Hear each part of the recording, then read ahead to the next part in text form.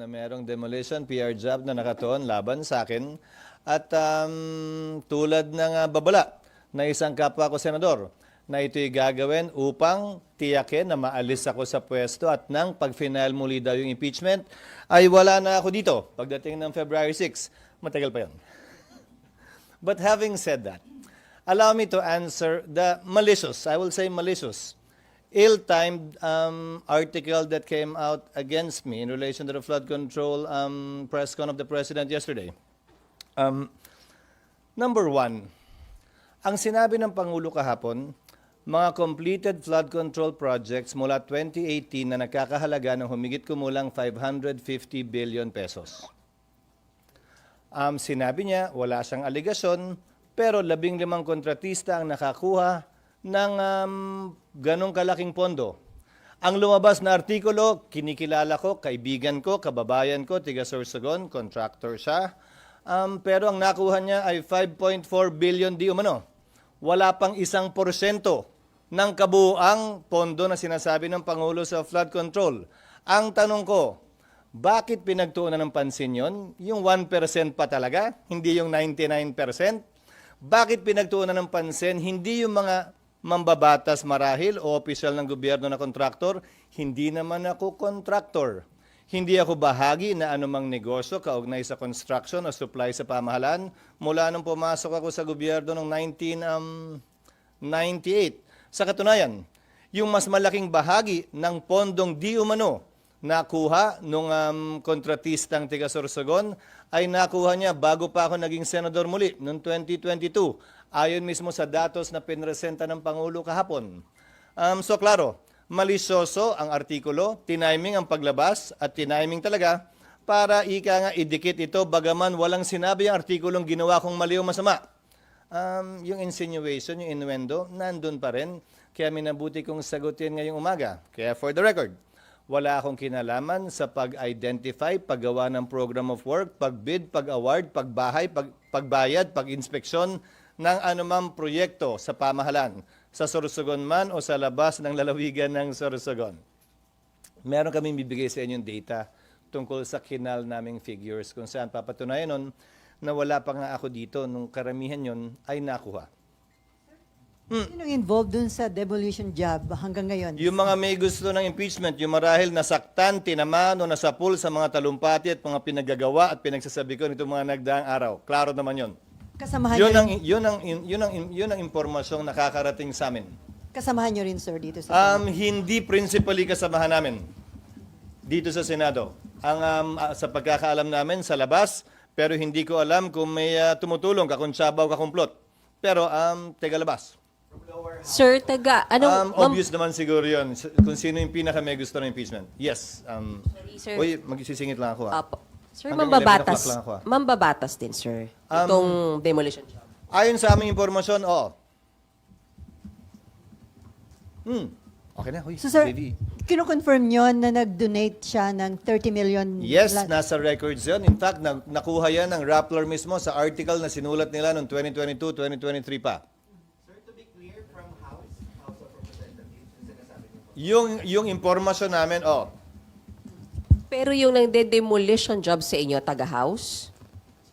yung nagde-demolition. Yung nasa likod ng demolition job, Oo SP, naman. ay taga-house? Di ba nga, nung nakarang linggo naman, may video yung nilabas sa akin sa house at kung ano nung innuendo at insinuation na naman ang pinalabas.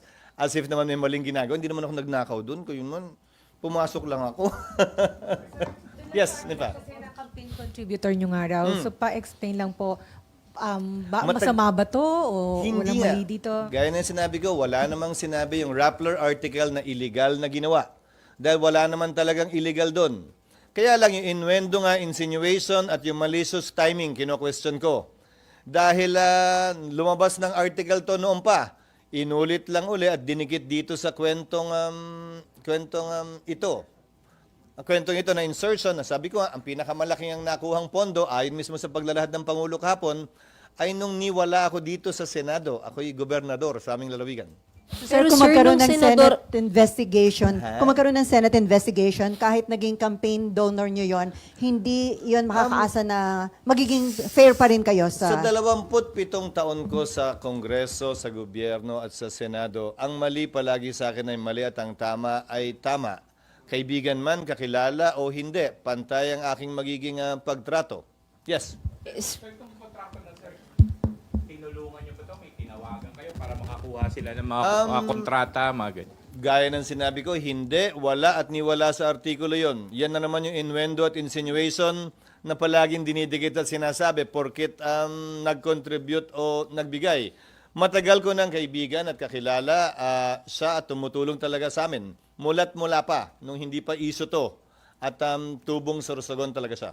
SP, sorry. Pero nakakuha siya ng kontrata nung senador na po kayo at ulitin ko lang, at may any help ba siyang Yung mas nakuha? malaking nakuha niya ay nung wala ako dito. Sen, So, may- wala ako dito nun. Bibigyan Pero- namin yung figure sa inyo. Pero nung senador na kayo, SP, nakakuha pa siya ng kontrata po? Hindi ko alam dahil hindi naman niya ako partner sa negosyo. Hindi ako bahagi ng kanya negosyo. Again, that's the innuendo and the insinuation being floated and propagated. Bakit natin hindi tingnan? Sino ba yung mga mambabatas at opisyal na gobyerno na aktual na kontraktor, aktual na may-ari nung mga kumpanya na nakakuha ng kontrata sa gobyerno? Kaya nga naghain kami ng panukalang batas, hindi ba ng bill, na sinasabing bawal na up to the 4th civil degree.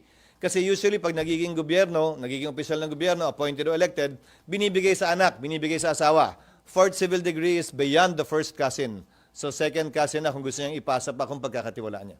Isa na lang, SP. For the record, lahat nung nakuha niya nung time na senador na kayo, wala kayong tinulong sa kanya? Wala at hindi ko alam nga kung ano man yun. Dahil hindi ako bahagi ng kanyang kumpanya at wala akong pakialam sa kanyang negosyo. At kung titingnan at susuriin din niya yung paglalahad ng Pangulo, may Cebu, may kung saan-saan, wala na, hindi ko alam. Hindi naman siya nagre-report sa akin ng mga ganyan. Yes. Sen, may mga lumalabas na mga ibang video din na sinasabi nung 2021, mga nasa 4 lang yung kanyang project, yung kanyang company.